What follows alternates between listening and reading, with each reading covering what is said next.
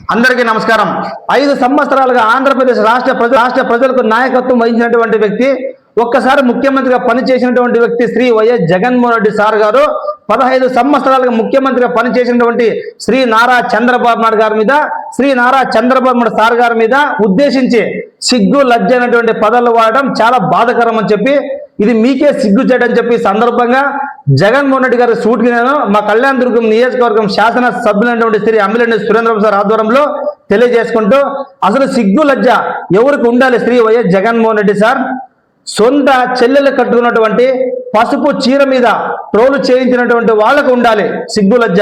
సొంత చెల్లిని, సొంత తల్లిని కోర్టుకు లాగినటువంటి వాళ్ళకు ఉండాలి సిగ్గు లజ్జ.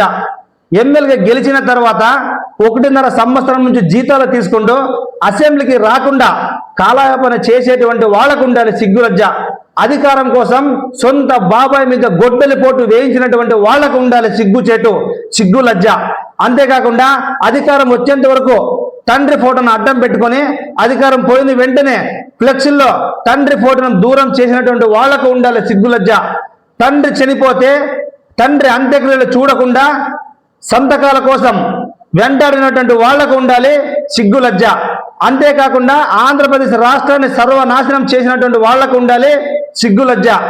దాదాపుగా 3000 కిలోమీటర్లో మీ చెల్లెలు పాదయాత్ర చేసిన తర్వాత ఆమెకు రాజకీయంగా న్యాయం చేయకుండా మోసం చేసినటువంటి వాళ్లకు ఉండాలి సిగ్గులజ్జ. అంతేకాకుండా ఈ ఆంధ్రప్రదేశ్ రాష్ట్రానికి కొన్ని వందల కంపెనీలు వస్తుంటే వాళ్ళ మీద విష ప్రచారం చేయించినటువంటి వాళ్ళకు ఉండాలి సిగ్గులజ్జ. ప్రతిపక్ష హోదా రాకపోయినా కూడా అయ్యా ప్రతిపక్షం ఇవ్వండి అని అడుక్కున్న వాళ్ళకు ఉండాలి సిగ్గులజ్జ.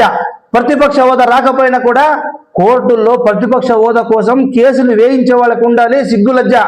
అంతేకాకుండా మీ స్వార్థం కోసం మీరు కొన్ని లక్షల కోట్లు సంపాదించుకోవడానికి కోసం ఎంతో మంది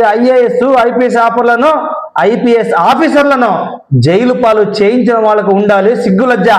అంతేకాకుండా 15 నుంచి 16 ఈడీ కేసులు, దాదాపుగా సిబిఐ కేసులు, దాదాపుగా కొన్ని 420 కేసులు ఉన్నటువంటి వాళ్ళకు ఉండాలి సిగ్గులజ్జ అని చెప్పి నేను సూటిగా తెలియజేసుకుంటూ, ఇష్టానుసారంగా ఇలా మీరు ఒక ముఖ్యమంత్రిగా పనిచేసినటువంటి వ్యక్తి ఇలా మాట్లాడితే మాలాంటి సామాన్య కార్యకర్తలు మాట్లాడలేరా అని చెప్పి నేను సూటిగా ప్రశ్నిస్తూ, అతని కింద పనిచేసేటువంటి వైఎస్ఆర్సీపీ పార్టీ కార్యకర్తలు కానీ నాయకులు కానీ ఆయన స్వభావం ఎలాంటిదో, ఆయన మాట్లాడినటువంటి భాష ఎలాంటిదో ఒక్కసారి మీరు అందరూ ఆలోచించుకోవాలని చెప్పి నేను తెలియజేసుకుంటూ ముగించుకుంటున్నాను.